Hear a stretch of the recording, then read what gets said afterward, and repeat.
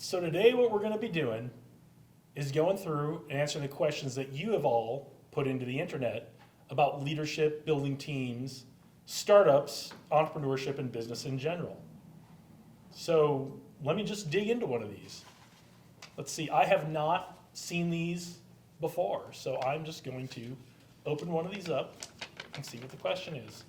So, anonymous internet user writes, how to effectively manage change in a business.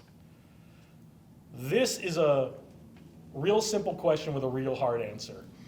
Change management is never easy. One of the main reasons is because human beings in general do not like change, and they tend to resist it at every turn, even if it's in their best interest or it's something they've even asked for in the past.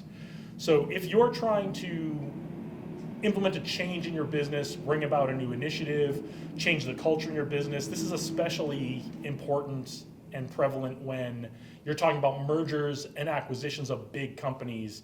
Think back over the last 20 years, there's a couple of mergers and acquisitions that went really well. There's a lot more that didn't go well, and there's a lot written about those. I won't go into the details or name any names. But mergers and acquisitions can be really tough because that's a really big change management problem.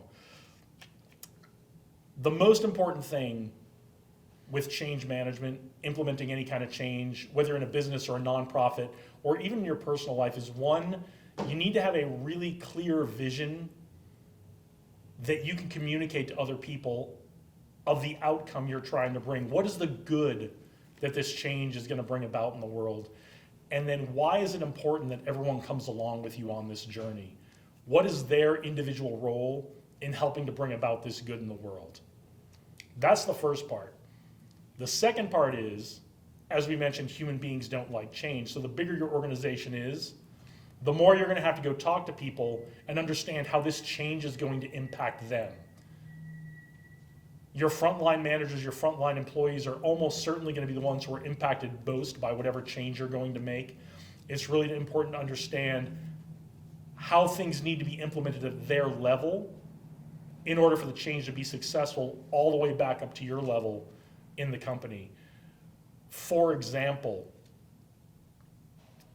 one of the things that's really important is everybody in any job has inputs and outputs. Someone's bringing inputs to them, and they're giving outputs to someone else.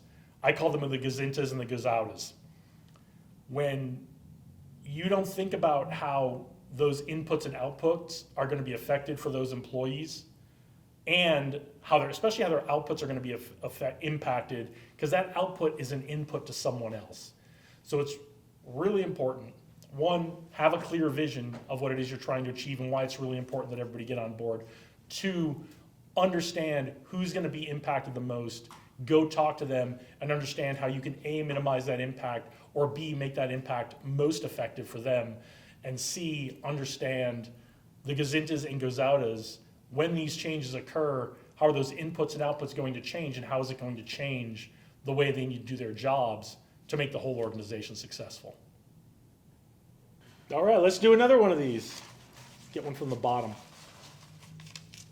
Now, I haven't seen these, so these answers may not be as fully concise or organized as you might like, but I'm giving you what I think right as soon as I read it. So, okay, Google searcher asks, how can diversity drive creativity and innovation in companies? The short answer is, how can it not? We ran into this in the Air Force a lot. This is a question I had to answer a lot when I was an instructor in the Air Force and teaching leadership and command principles. Because in the Air Force and the military, we go to a lot of great lengths to make sure that everything is standardized. Everybody's dressed the same. Everybody has the same equipment. Everybody's in the right place, on time, on target kind of thing. And having standard procedures, tactics, equipment, all that goes a long way towards doing that. And that's great when everything is predictable. That's great when you want everything to go according to a plan.